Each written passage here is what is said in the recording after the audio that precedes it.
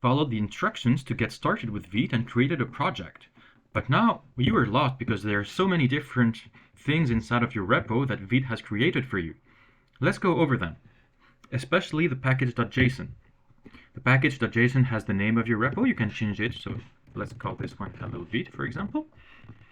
Private true, which means it's not going to be public. Maybe later. Version 0, maybe I could put it version 1. Type module means it's going to be able to work with ES modules. Oh, it's not happy with the hello Vite. Let's call it hello Vite like this. Okay. Now scripts are going to be interesting.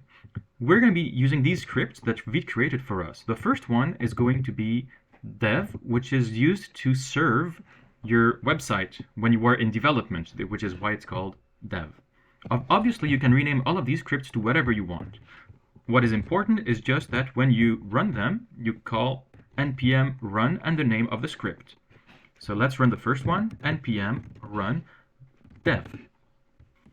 Now our server is running. Let's click. And our website is now running. If you want to make any changes, you're going to have to keep this server running. So let's say I go to my source and let's say I want to change the title to anything. Vite plus React, let's call it React with Vite. Let's call it here React with Vite. As soon as you save, you will see an HMR update. HMR is hot module replacement, which means that Vite is very smart and will reload the page as soon as you change the value inside of your file. You don't need to refresh the page, it's going to do it by itself. Great, now you know how to change your files and run the server so that you can see your changes in real time. The next script is going to be build. This is what you run when you want to upload your website once you have finished working on it. So let's run this script. So we're going to have to kill the server first, Control C, and let's run npm run build. This is going to run tsc and Vite build. What does this mean? I don't know. Let's see. It's running, and you see it's going to be creating, oh, something happened here. You see a folder has just appeared. It's called dist, and indeed, if we look at this terminal here, we're going to see that some modules have been transformed. 34 modules have been transformed, and the result has been merged into this folder here. So we have just one CSS file, one JS files, and our images here, and one HTML file. So this is bundling. This is when your all your website, all your thousands of files just become one big file. So now we have this dist folder. All I need to do is to upload it on the server, and all of my website is inside of here.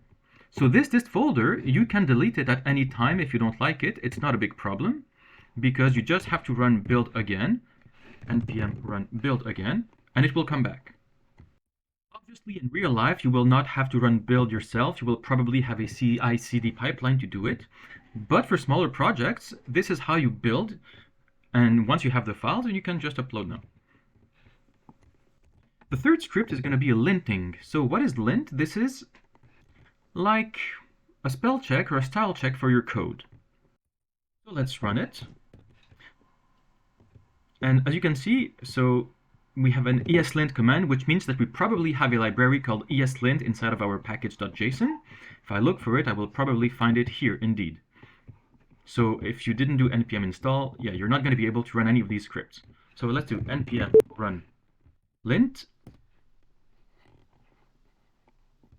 And I don't have anything here apart from a warning about my TypeScript version. So which means that my code is probably good. So let's try to break it. Let's do something that will make ESLint crash. Well, let's say I create a variable, message, which is going to be hi, and I never use it. So my IDE VS Code is going to give me a warning, but let's say I ignore this warning, and I try to run my linter, which is usually done every time you build or every time in the CI/CD pipeline, you're probably going to have a linter running. Let's run it, npm run lint. And now I do have a problem. It's crashing. It doesn't want to go any further. So let's say I wanted to push to GitHub and I had a hook that was going to lint my code first, I would not be able to push this code to GitHub if I wanted to configure it this way for safety. Let's remove it and run the code again. And now we're fine. The last script here was called preview, which is calling Vite preview. This is going to look at the dist folder that you have created and try to run it. So when you build, with a script here called build, is going to bundle all of your files into one big file. It should work exactly the same as before, or in some rare cases it does not. So if you really want to make sure that it does, you can run preview. Let's do it. npm run preview. We have an error message because the directory dist does not exist. Did you build your project? No, I did not, because I deleted the dist folder. So let's do npm run build. Great, now it has been built for production. You can see the folder dist has appeared here. And now let's run our preview again. Now it's going to serve the dist folder on another port. This time it's 4173. Let's follow it. And now we see that we have this website here that is serving the dist folder. It should be exactly the same as your local server, but it's always good to make sure to check if you have any problem. It's good for debugging. Just keep in mind that it's very inconvenient to work on this version because there's no hot module replacement here. So let's say that I change, let's go to my app.tsx. Let's say I change the title again. React with Vite. Hello everyone. If I do this, well, it's not going to be refreshed here because the dist folder has not been rebuilt. So normally you would not work on the preview, you would work in dev.